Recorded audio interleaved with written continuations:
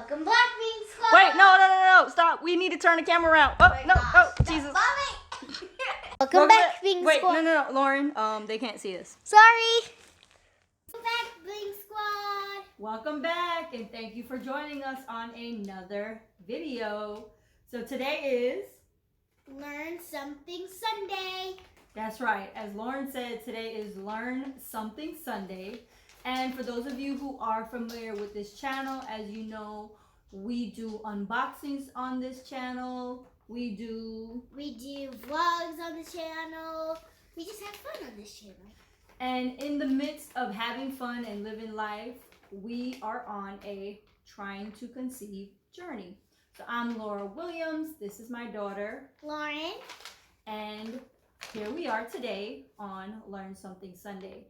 And we would like to talk to you about the vocabulary, abbreviations, right? Yes. And acronyms associated with the trying to conceive community. So first off, how are you guys feeling today? Especially those of you who are on this journey with me as far as you're actually trying to conceive as well. How are you? How's it been going? Yesterday was Halloween.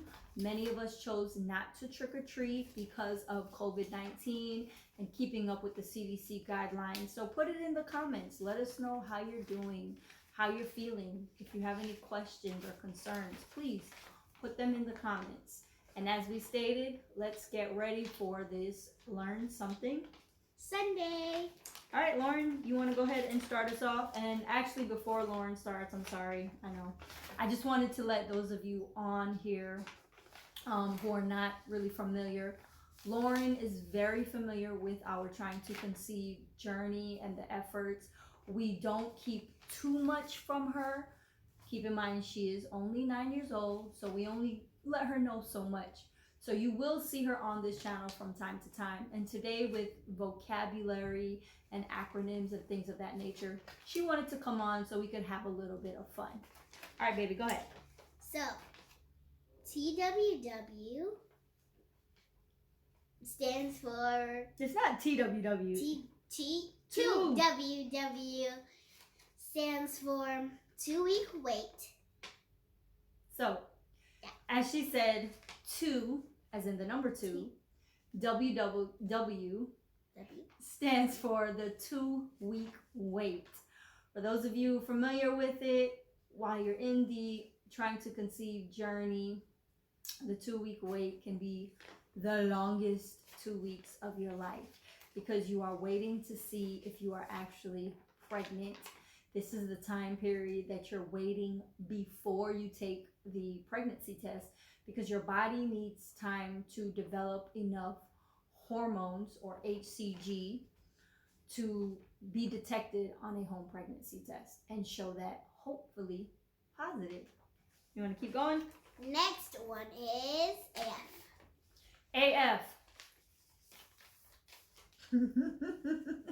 We're all familiar with AF, but as it relates to the trying to conceive journey, AF just means on flow, or your period, your cycle, that redheaded, you know what I'm saying. AF. The next one is BD. BD. So in the trying to conceive community, BD can actually mean 2 different things. It can actually mean baby daddy, meaning the man responsible for fathering your child.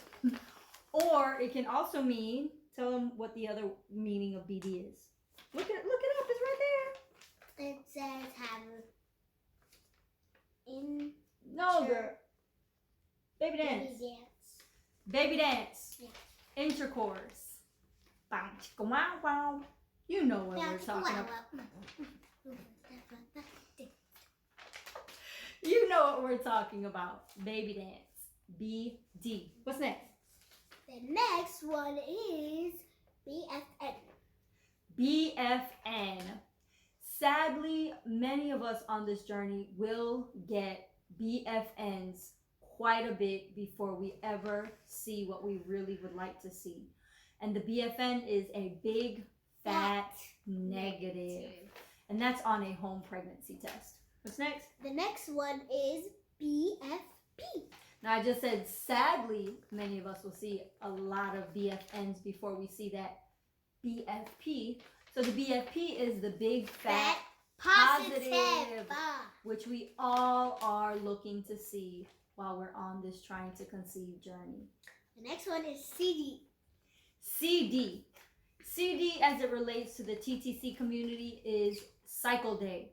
So cycle day 1 means the first day of your actual flow or period.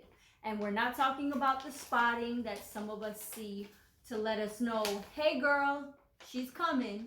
But we're actually talking about the full-on flow. It could be a light flow, it could be a little medium, or even a heavier flow. But when you actually have a flow, you count that as CD1 or cycle day 1. The next one is CH, which is a crosshair. CH stands for crosshairs.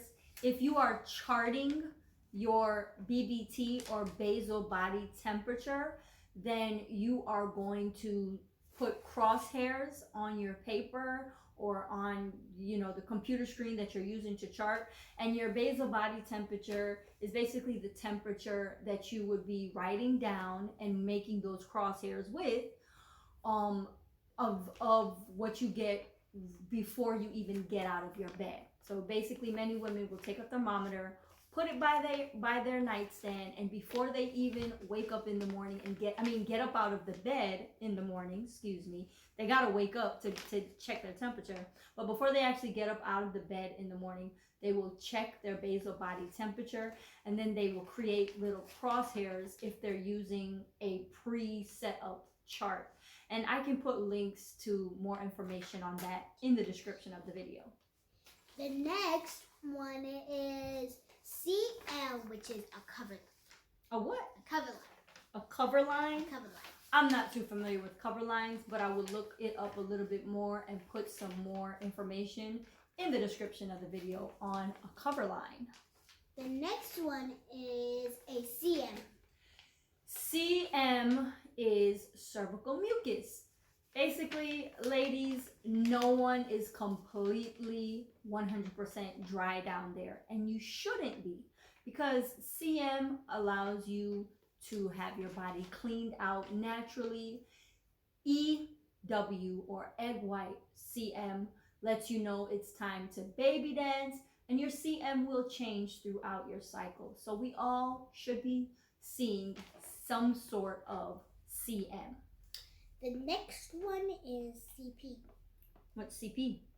Tell us. Cervical position. So CP is the cervical position. I'm going to assume that means the position of your cervix. Next one. The next one is DH, DD, and DS. So say that a little bit louder. DH, DD, and DS. So DH stands for your dear husband. And then DD stands for dear daughter. And DS stands for dear son. And those are just terms that you will see. Let's say you're on a TTC chat board, or again, you're in a TTC support group. Instead of writing out dear husband, dear daughter, so on and so forth, they just abbreviate those for short, keep it short and simple. The next one is DPO. DPO. DPO is very, very important if you would like to know when to start testing to see if you are actually pregnant. Usually they say you don't want to start testing before 8 or 9 days past ovulation. So I just said it. DPO is days past ovulation. And again, if you're charting your whole cycle, then you will know when ovulation has occurred, or at least a predicted time frame. And then of course you will then know when to start testing after ovulation. Next one is EDD, estimated due date. Like when mommy said I was supposed to be born in April, but I was born in March. That is correct. So you came a little bit early. Yeah. So EDD is the estimated due date. Next one is EWCM. EWCM, we just spoke a little bit about that. That is egg white cervical mucus. Ladies, if you are familiar, if you're not, here's something you should definitely know. When should you be trying to conceive? More than likely when you see that EWCM or egg white cervical mucus. It's when the cervical mucus is not exactly liquid, but it's not exactly glue or lotion-like. It's more like an egg white, like eggs that you eat. It's a little sticky and slimy between the fingers. That allows the sperm to travel easily to the egg, fertilize it, boom. A few days later, take pregnancy test, it's positive. Yeah, you want some EWCM to know, girl, it's time to BD or baby dance. The next one is FSH. FSH. So for those of you not familiar with my journey, and then just a reminder to those of you who are, FSH is the what is it? The FSH is follicle-stimulating hormone. So my journey includes some fertility issues, and one of the things that they tested was my FSH to make sure that that hormone was letting my follicle know, hey, it's time to do what you need to do to drop that egg and, you know, all that good stuff. So FSH is one of the hormones that your body produces. You're also going to have LH, which is luteinizing hormone, and that is another hormone required to get that pregnancy started and, you know, get things going the way it should go to ultimately lead to a baby. The next one is GnRH, which is gonadotropin releasing hormone. So that's another hormone produced by your body. I can't pronounce it properly, so I'm not even gonna try. Shout out to you, Lauren, for trying. But I'll definitely put that word up there so you can see it. Try to pronounce it yourself. The next one is HPT. HPT, we just spoke a little bit about that. That is a home pregnancy test. The HPTs will measure the amount of HCG in your urine. If you have enough, you are more than likely pregnant, unless of course you're taking some kind of hormone medication that has HCG in it. But let's hope you're not and you really are pregnant if that's what you want. Oh, sorry, the next one is HCG. HCG, we just said it. That is the pregnancy hormone that the body creates, and that is measured through a home pregnancy test or an HPT, and that lets you know, yeah, definitely we're pregnant. A little tip about HCG, it should double, I believe, every other day, if I'm not mistaken. So I remember one of my last pregnancies, to check to make sure everything was going okay, they would test my blood every other day and make sure those levels were rising and doubling, actually. And as long as they are doubling, then you know things are going in the right direction. Next one. Excuse me. The next one is HCG, which is human chronic gonadotropin. HCG, that's what we just said, the hormone. The hormone that is tested by the home pregnancy test. HCG. We did? Yes, dear. Oh, okay. Go to the next one. The next one is IVI. IVI is intravaginal insemination. I'm not too familiar. There's IVI, there's IUI, and there's IVF. So IVI, and this is a little bit new to me, so I'll put some more information on it in the description. But IVI is intravaginal insemination. There's IUI, which is intrauterine insemination. And then there's IVF, which is intravaginal fertilization, in vitro fertilization. Excuse me. ICI and IUI. And all of those are different processes to help you stay pregnant for the most part, because you really don't have to do much as far as trying to get pregnant. That's what those processes do. They help you a lot in trying to get pregnant, and then you yourself do more work on the trying to stay pregnant. And I'll put more of those processes in the description of this video. Skip down to... The next one is LMP, because Mommy already explained LH. Right, what's LMP? Last menstrual Period. So let's say, woohoo, you got your big fat positive, you know that you are preggers or pregnant, you go to the doctor. One of the first questions they ask you to help determine your estimated due date is, when was your last menstrual period or your last cycle? And they want to know the first day of your last cycle. So your LMP is the first day of your last menstrual cycle. The next one is LOL. So just as it is in the regular world, LOL is to laugh out loud, which many of us do on this journey to, number one, help to keep us from crying sometime. And for number two, it makes you feel good to just and laugh out loud. Keep going, babe. The next one is LP. LP? Yeah, LP. What's LP? Luteal phase. Mm-hmm. Luteal phase. Luteal phase. So in your menstrual cycle, you're going to have different phases, and one of them is the luteal phase. Again, I'll put more information about the different phases down below. If you yourself have more information on them and you'd like to comment, please do so. This is Learn Something Sunday, and we're all going to be learning. The next one is LPD, and that's the luteal phase defect. LPD, as Lauren was trying to say, is the luteal phase defect. Some women's luteal phases are shorter, some are longer. A regular cycle goes between 28 to 35 days.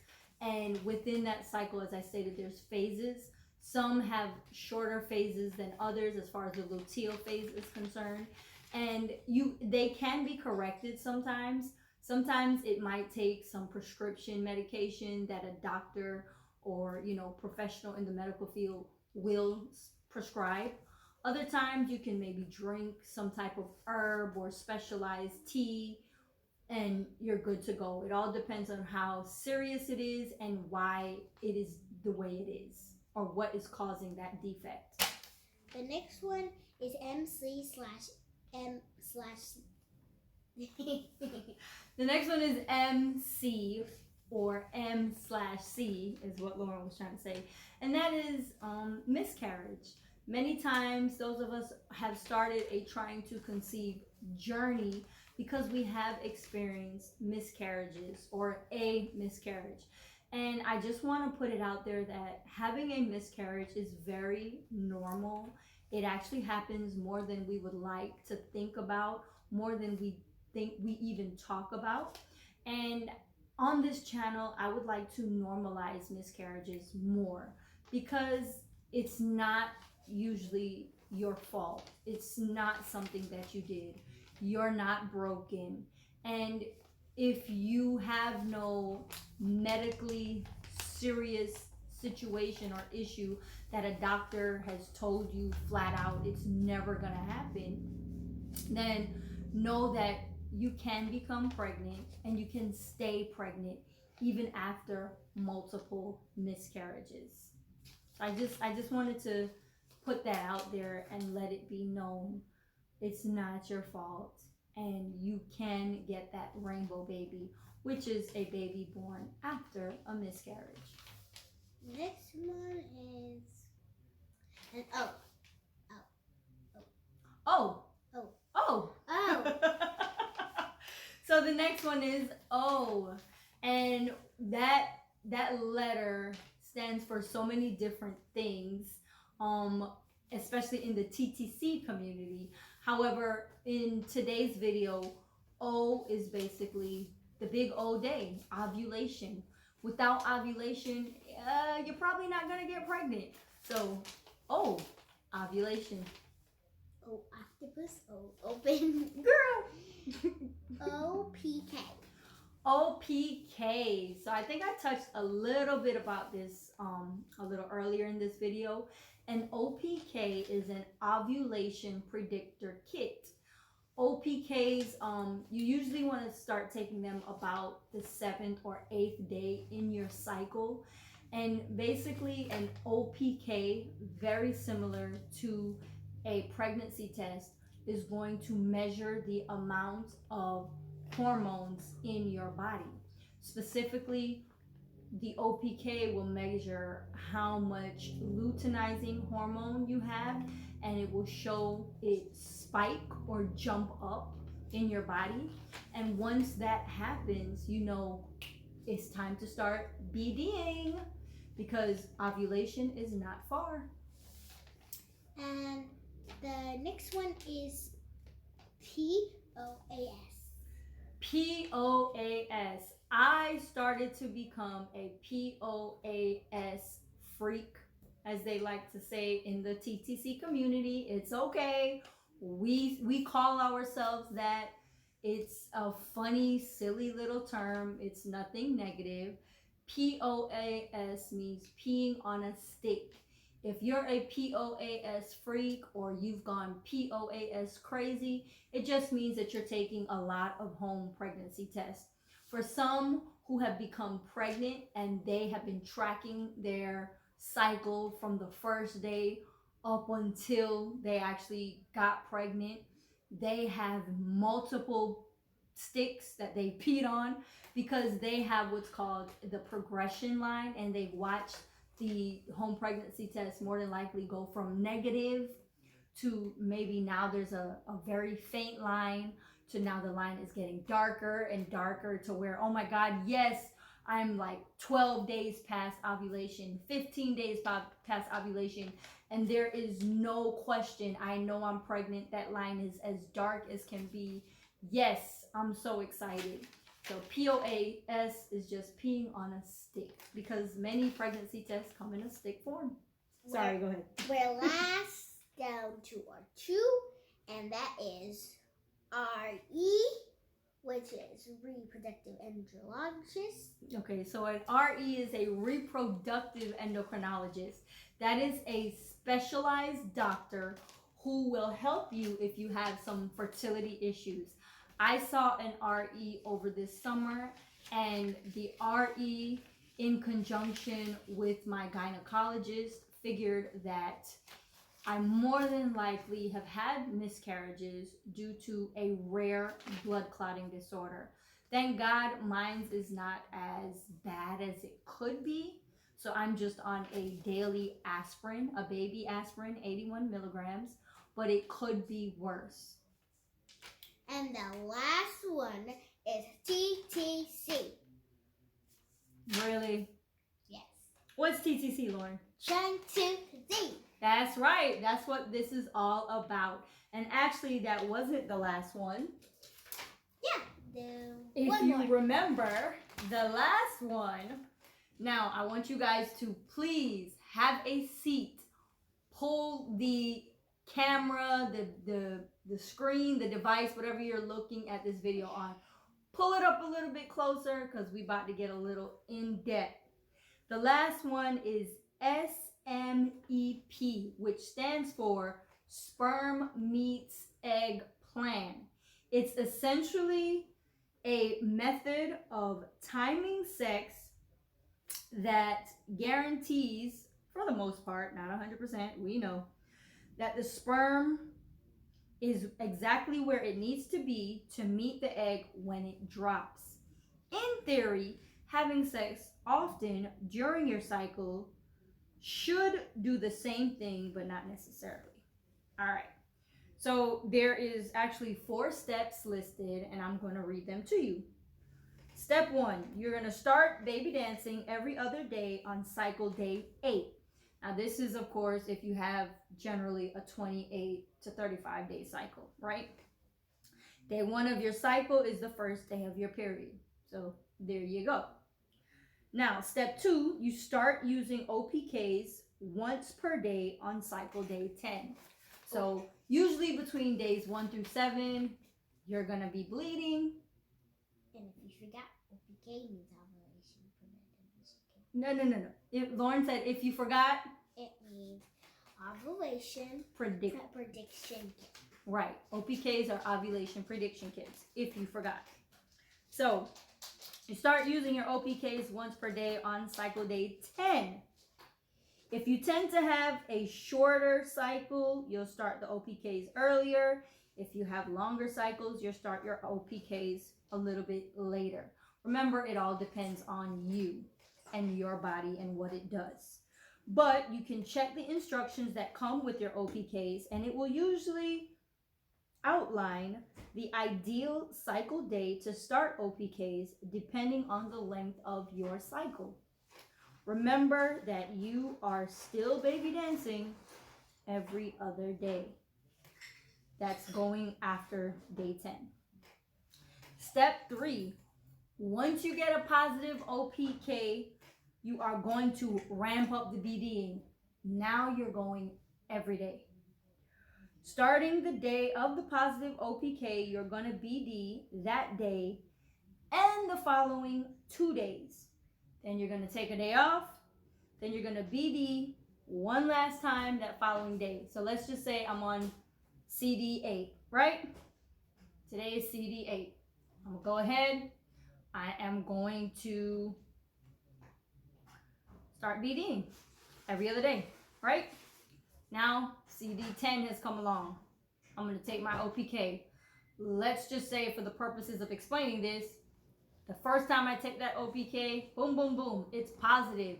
Yay! Now I'm going to ramp it up for the next 3 days. It's going to be every single day. Then I'm going to take a day off, rest for a little bit, and then we're going to try BBD one more time. And then we wait.